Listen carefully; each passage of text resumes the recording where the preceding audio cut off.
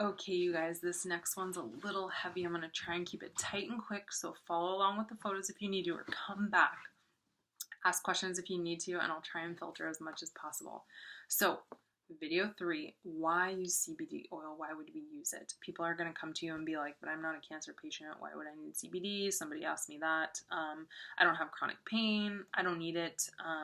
Or just flat out asking me, do I need it? I don't have chronic pain. Do I need it? Or can I take it for something like cramps and then just not take it again? Or do I have to take it daily? So we're going to talk about the science behind CBD, and that's going to help you be able to tell them how it works in their body, and then they can make the decision for themselves. We're not here to treat or diagnose or tell people what to do with their wellness regimen, right? We're just here to inform them about what CBD does, and then they can make the choice if they want to.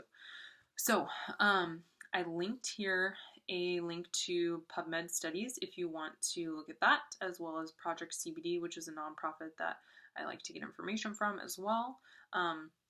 These studies are in PubMed that have been published by scientists and physicians. They study everything from acne, ADD, addiction, ALS, Alzheimer's, anorexia, anxiety, atherosclerosis, arthritis, asthma, autism, bipolar, cancer, all types of cancers, pain relief, chronic or Crohn's and colitis, depression, endocrine disorders, fibromyalgia, glaucoma, heart disease, Huntington's, inflammation, IBS, liver disease, metabolic syndrome or diabetes, migraines, mood disorders, motion sickness, MS, nausea, obesity, OCD, Parkinson's, stress, more. You guys can check it out. So CBD research is crazy. It's going on everywhere. It is out there for you to check out. So don't be shy. Go look it up. So we're going to talk science heavy right now. We're going to talk about how CBD, so we already talked about how CBD works in our endocannabinoid system. CBD1 receptors in our brain, CBD2 receptors mostly elsewhere in our body, and THC gives the psychedelic effect. CBD sits on everything else, right? We're going to talk about 5 ways that CBD has been researched and found to work outside the endocannabinoid system. So this is really, really cool, you guys. This is why CBD is being so highly researched, because it works in other ways outside the system, on other systems, and has different effects because of that. So, 5 ways. The first way is it sits on serotonin receptors. So there's a serotonin receptor. It sits on it and it activates it. Serotonin you may be familiar with. It's usually what we talk about when we're talking about like depression treatments or antidepressant drugs. It's kind of like the feel-good receptor. So CBD, outside of the endocannabinoid system, sits on this receptor, activates it. This receptor is in charge of different processes, including, but not limited to these, but mostly anxiety, which is why you feel that like anti-anxiety effect, addiction, appetite, sleep, pain perception, nausea, and vomiting. So when someone comes to you and they say, I need help sleeping, would CBD without THC in it really help me get that much sleep? You can tell them it sits on serotonin receptors, which are in charge of these processes, and activates those receptors, which are in charge of these processes: anxiety, addiction, appetite, sleep, pain perception, nausea, and vomiting. So you can make your own decision. That's how they work. So the second way is vanillinoid receptor. Just like vanillinoid, you probably will remember this one. So CBD binds to this receptor, and this receptor mediates pain perception, inflammation, and body temperature. So inflammation, all sorts of kinds of inflammation, not just like inflammation from actually being big or inflamed, inflammation in our body, right? So pain perception, inflammation, and body temperature. Vanillinoid receptors, that's the second way. So when someone says like, I just want to take it as a natural anti-inflammatory, would it really help? Would it be good for you? You can tell them, well, it sits on a vanillinoid receptor, and this is what vanillinoid receptors do. This is what they mediate. So you can make your own decision.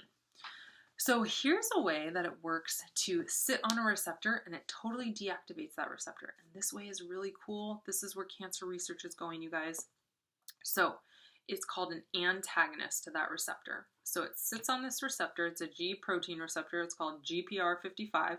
It sits on this receptor and it deactivates this receptor. When you have osteoporosis and you have cancer cell proliferation, meaning cancer cells are growing and growing and growing, or continuing to proliferate or make more cancer cells, you have an overactive GPR55 receptor. So CBD sits on that receptor and deactivates it. Cool, huh? So the other anti-cancer effect that it has is it activates a PPAR receptor. So this receptor, this is really cool. So this receptor is actually situated on the cell's nucleus, so inside the cell where all the DNA is kept, and CBD sits right on the outside of that cell's nucleus and protects those genes that are in there, providing homeostasis to those genes. So we know that cancer goes into that DNA, changes the DNA, and then creates more DNA that is bad or that has been changed to make more tumors, right? So CBD goes into these receptors, sits on these receptors on the nucleus, sitting on the nucleus, which has all the genes, all the DNA in there, just sitting there, protecting it. So cool. So here's the last way. The fifth way is super important when you're talking to people about why they would need a CBD oil with 0% THC. Not 0.03, not 0.02, but 0%. And this is what really sets Nature's Way apart, which we'll get to later. So there are receptor sites. I've drawn this just a little bit. So there are receptors. This big circle is your receptor. This is your receptor site that things sit on and bind to and either activate this receptor or deactivate this receptor.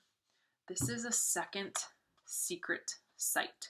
It's called an allosteric site. And when something binds here, it can have the same effect as either activating the receptor, like something would be sitting here even though nothing is, or it can deactivate the receptor even if nothing is sitting here. So this allosteric site is kind of like a secret site. And it's important because these receptor sites only certain things fit in there. It's kind of like a Tetris or a puzzle. Only certain things will fit on the receptor. Nothing can just come by and sit there if it wants to. It has to specifically fit. So these allosteric sites also have to have a specific fit, but they might not be the same one. So different things can work on this receptor. So CBD oil is a positive allosteric modulator. So it sits here and it does a positive thing. And it's also a negative one. And it sits here and it does a negative thing. So let's talk about our two receptors. We have a GABA receptor here. You may hear of GABA when you talk about depression, antidepressants, anti-treatments. You may have heard of those. Our GABA is another receptor like our serotonin receptor that kind of helps us have that calming, feel-good effect, anti-anxiety effect. So we have a GABA receptor. This is our GABA receptor. CBD works outside the endocannabinoid system by sitting on this secret little site right here. And when something comes and binds to our GABA, what we're looking for, our puzzle piece comes and binds here. If CBD is sitting here, it makes this bond really, really tight. So tight that it takes much longer for this to kind of fall off again. So every time something sits on a site, there's a certain amount of time that it gets taken away.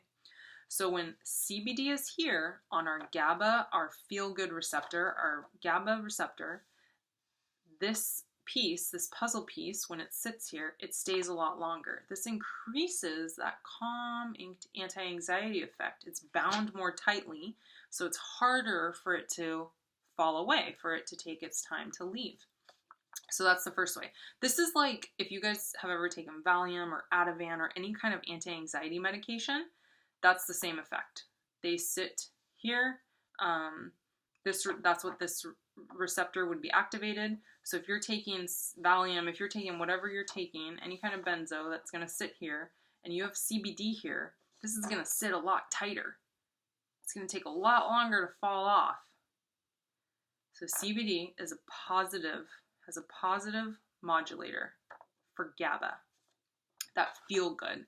It makes that feel good effect tighter and longer lasting, harder for that receptor to be open again. And then this is where we want to explain the THC. It's a negative allosteric modulator. Yeah, a negative allosteric modulator for CB1 receptor. So let's change this receptor to a CB1 receptor. Remember, CB1 receptors are in our brain. THC sit on them and give us the psychedelic effect. So this little secret site, when CBD sits here, it has a negative allosteric effect. And that means that THC sitting here doesn't do much, which is why when CBD oil has trace amount of THC, you don't really feel the high effect. So your friend is going to say, well, I took the CBD oil and on the internet it says that it has less than 0.03% THC, but I didn't really feel high. Why would I need to buy from somewhere that has 0.0% THC?